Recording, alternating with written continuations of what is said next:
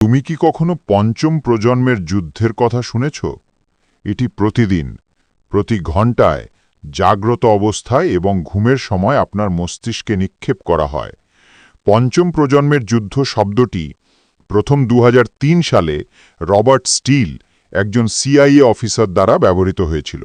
এটি অগতিশীল সামরিক পদক্ষেপ, সামাজিক প্রকৌশল, ভুল তথ্য, সাইবার আক্রমণ, গণমাধ্যম এবং পপ সংস্কৃতির যুদ্ধ। একবার ফিরে তাকাও।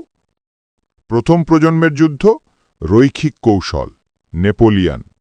দ্বিতীয় প্রজন্মের যুদ্ধ অগ্নিশক্তি কেন্দ্রিক কৌশল, প্রথম বিশ্বযুদ্ধ। তৃতীয় প্রজন্মের যুদ্ধ কৌশলাগত যুদ্ধ, দ্বিতীয় বিশ্বযুদ্ধ।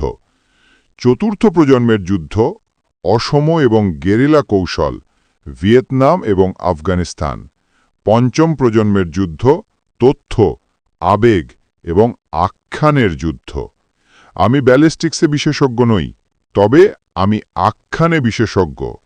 যদি তুমি চাও যে আমার 7টি নিয়ম তোমার এবং তোমার পরিবারের জন্য পঞ্চম প্রজন্মের যুদ্ধের বিরুদ্ধে লড়াই করে, তাহলে নিম্নলিখিতগুলি করো। নম্বর 1, ফিল্টার। তুমি যা দেখো বা শোনো তার সব কিছুই সত্য নয়। জিজ্ঞাসা করতে শেখো, আমার এই বিশ্বাস থেকে কে লাভবান হয়?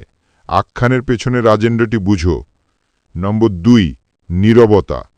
তোমার ফোন বন্ধ করো, তোমার সোশ্যাল মিডিয়া বন্ধ করো। প্রতিদিন অন্তত 1 ঘন্টা নীরবে চিন্তা করো, প্রতিফলিত করো এবং তোমার মনকে পুনরুজ্জীবিত হতে দাও। পঞ্চম প্রজন্মের যুদ্ধের যুদ্ধক্ষেত্র হলো তোমার মনোযোগ। 3, তোমার বৃত্তকে রক্ষা করো। তোমার চারপাশের মানুষ তোমার বিশ্বদৃষ্টিকে প্রভাবিত করে। নিজেকে সম্মানিত, ভিত্তিহীন ব্যক্তিদের সাথে ঘিরে রাখো, যারা তোমাকে চ্যালেঞ্জ করে এবং উন্নত করে। যারা বিভ্রান্তি বা ভয় ছড়ায় তাদের নয়। 4, অ্যানালগ দক্ষতায় বিনিয়োগ করো। ডিজিটাল যুদ্ধে অ্যানালগ দক্ষতা তোমাকে স্থিতিস্থাপক করে তোলে। এমন জিনিস শেখো যা হ্যাক বা ম্যানিপুলেট করা যায় না।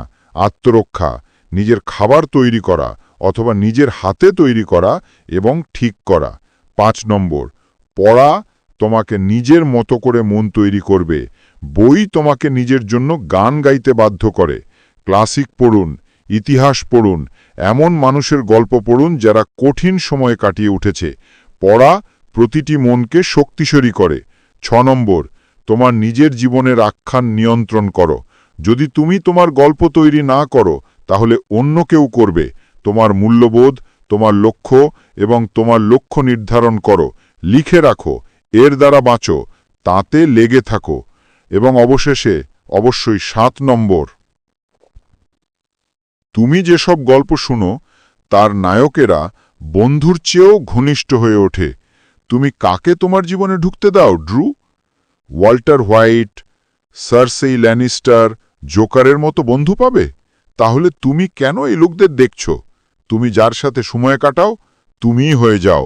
আর খারাপ বন্ধু এবং খারাপ নায়কের ক্ষেত্রেও তাই। কিন্তু গ্রিমে আমাদের একটা কথা আছে, অভিযোগ করো না, গড়ে তোলো। সেজন্যই আমরা গ্রিম সিনেম্যাটিক ইউনিভার্স তৈরি করছি।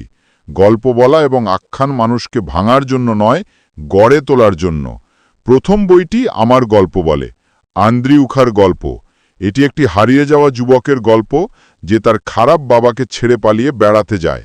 কিন্তু নতুন বন্ধু মাদক চোরাকারমারি হওয়ার পর এটি নায়ককে সোভিয়েত ইউনিয়নের অন্ধকার কারাগারে ফেলে দেয়, যেখানে সে ছেলে থেকে মানুষে পরিণত হয়। রাশিয়ান মাফিয়া ওয়ারি ডাব্লু জাকোনির সাথে যোগ যে বেঁচে থাকতে বাধ্য হয়। জীবন ভয়াবহ, কিন্তু কেবল অন্ধকারেই তুমি চরিত্র, মূল্যবোধ এবং সম্মানের প্রকৃত মূল্য দেখতে পাবে। ভালো সময় ভালো শক্তিশালী মানুষ হওয়া সহজ, কিন্তু খারাপ সময় ভালো মানুষ হওয়া কঠিন। আমাদের এটাই হতে হবে। এটাই আমাদের শক্তির মূল কথা।